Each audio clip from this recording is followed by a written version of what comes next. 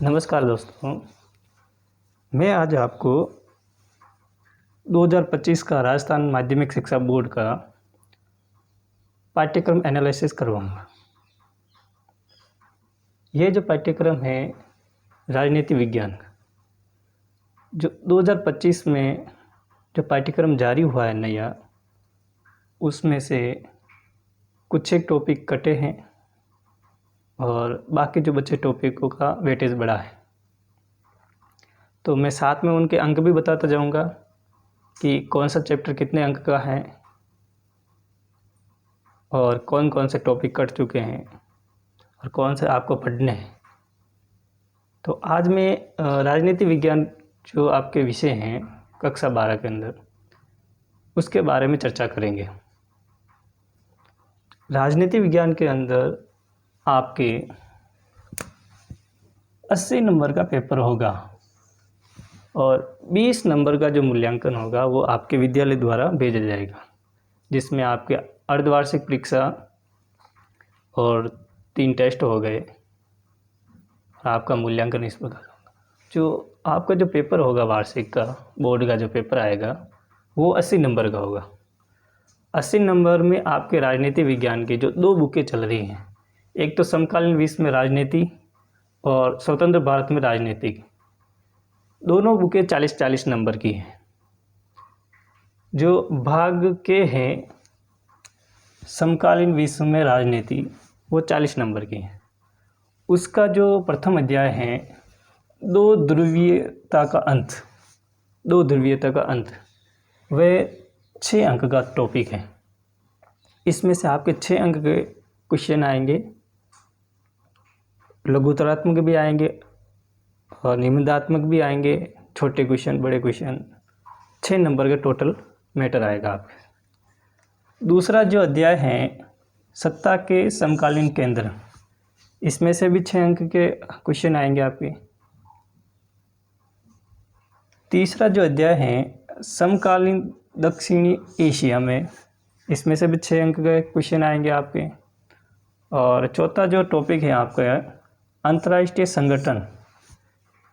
संगठन, विश्व के जो जितने भी अंतर्राष्ट्रीय संगठन हैं यूएनए के अंदर और बाकी अन्य जो अंतर्राष्ट्रीय संगठन बने हुए हैं, उनमें से 6 नंबर का। इसमें समथिंग बड़ा क्वेश्चन नहीं आएगा, उस संगठन के बारे में निबंधात्मक प्रश्न पूछने की संभावना है। 5वां है समकालीन विश्व में सुरक्षा, इसमें से आपके 5 अंक के क्वेश्चन आएंगे।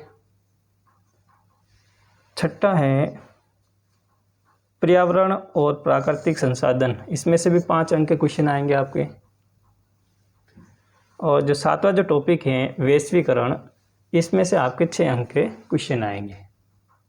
तो इस प्रकार से हमने समकालीन विश्व में राजनीति जो पुस्तक है आपकी, उसके 7 अध्याय हैं, 7 अध्याय के बारे में चर्चा की हैं। अब हम आ जाते हैं भाग खे, यानी कि स्वतंत्र भारत में राजनीति वाली जो आपके पुस्तक हैं, उसके बारे में चर्चा करते हैं। स्वतंत्र भारत में राजनीति जो पुस्तक, उसमें भी 40 अंक के आपके क्वेश्चन आएंगे। इसमें थोड़े टॉपिक ज़्यादा है और अंक वेटेज थोड़ा कम है। इसमें आपके 8वां जो टॉपिक है, ये ओवरऑल भाग 1 के खे के हिसाब से चल रहा है, इसलिए सीरीज वाइज नंबर डाल रखे। लेकिन आपकी जो पुस्तक में है उसमें 1, 2, 3 इस प्रकार से टॉपिक के नाम दिए हुए हैं। तो इसमें 8वां जो टॉपिक है राष्ट्र निर्माण की चुनौतियाँ,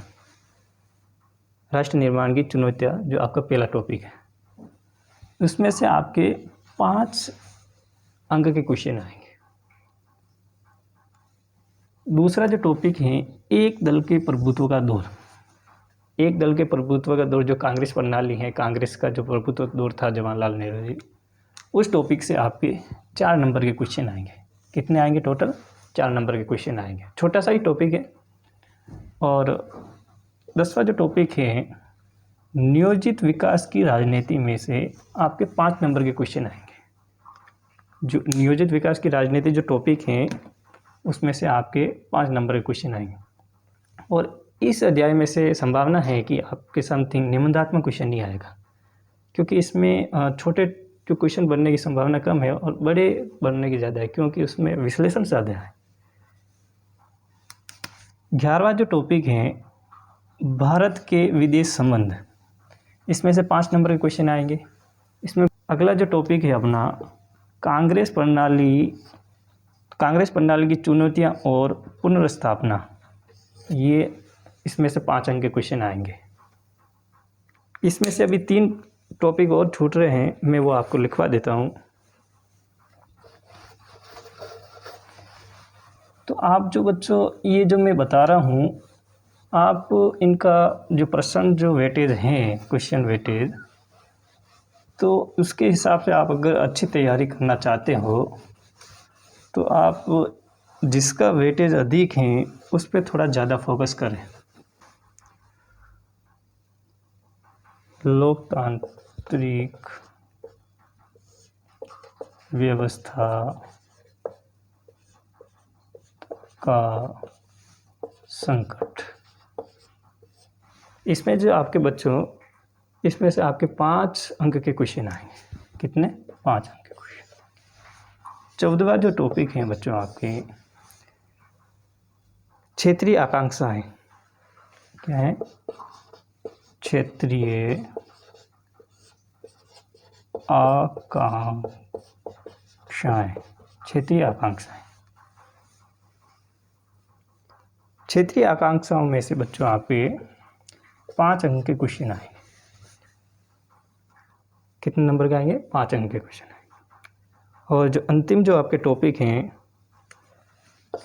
15वां भारतीय राजनीति और नए बदलाव है।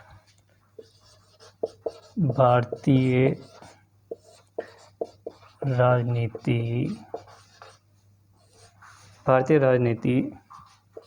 नए बदलाव, इसमें से बच्चों आपके 6 अंक के क्वेश्चन आएंगे। इसमें से कितने? 6 अंक। इस प्रकार से आपकी भाग ख में से 40 अंक के क्वेश्चन और भाग ए में से 40 अंक के क्वेश्चन आएंगे। तो आपको कोशिश ये करनी है कि टॉपिक सारे पढ़ने। अगर आप एक भी टॉपिक छोड़ते हो तो नुकसान आपका ही है। इसमें आपको मोटे मोटे तौर से अगर कोई चीज़ समझ में नहीं आती है तो आपके शिक्षक को पूछें। अगर उनसे समझ में नहीं आ रहा है तो मैं हूँ, मेरे SMS करें, कमेंट करें, या फिर मेरा टेलीग्राम चैनल है उस पर जुड़ जाएं, BL प्रजापति नाम से हैं। और आपको अगर सभी सब्जेक्ट की PDF चाहिए विश्लेषण सहित, तो आप मेरे टेलीग्राम जो चैनल है, टेलीग्राम चैनल पर जुड़ जाइए, वहाँ पे मैं PDF आपको उपलब्ध करवा दूँगा। अगर आप चाहते हो कि सर आप पढ़ाओ, तो मेरे पास समय का थोड़ा अभाव है। कोशिश करूँगा कि कुछ जो कठिन टॉपिक हैं उनको सरलता रूप से आपको समझाने की कोशिश करूँगा मैं। समय के अभाव को देखते हुए मेरे भी बहुत से काम रहते हैं, इसलिए आप ध्यान से पढ़ो, अच्छा पढ़ो और अच्छी मेहनत करो। अभी आपके पास बहुत सारा समय है और ज़्यादा नहीं, आप विद्यालय से घर आने के बाद में 4 घंटे तो अध्ययन करो, 1 घंटा होमवर्क करो, 3 घंटा पढ़ाई करो और उनमें से मेन पॉइंट निकालो। क्या होगा कि वो मेन पॉइंट खुद लिखोगे, एक नोट्स टाइप बन जाएगा। तो वो स्वयं के बने हुए नोट्स हमारे को अच्छे याद होते हैं। आप किसी अन्य के नोट्स लेके आ जाते हो तो फिर वो अपने हिसाब से बने हुए अन्य के नोट्स आपको समझ में नहीं आएंगे।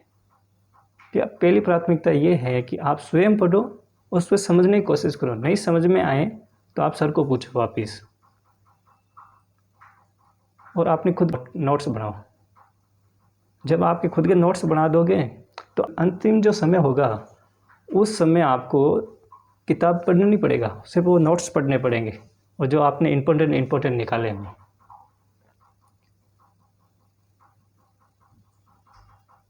अगर आपको लगे कि भाई हमें जो कोई कठिन जो टॉपिक हैं समझ में कम आ रहे हैं,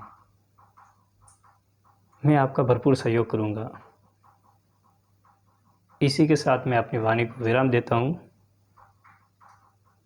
धन्यवाद दोस्तों, फिर मिलेंगे हम अगली क्लास में।